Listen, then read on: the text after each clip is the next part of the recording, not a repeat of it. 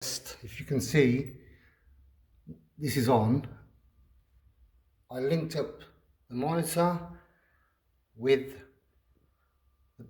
the doorbell directly with junction boxes, so it's direct connection.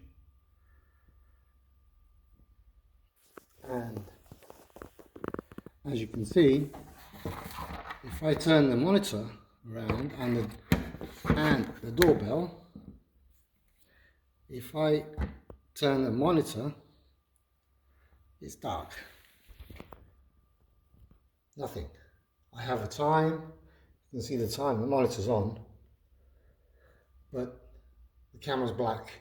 If I press the button, nothing.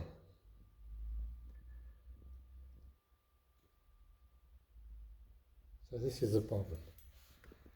If you can see here, it turns blue, so we do have a connection on the box here. So there is a connection. This is connected and it has power. But if you press, the doorbell does not ring, and if I go onto the monitor stage, it's a black screen.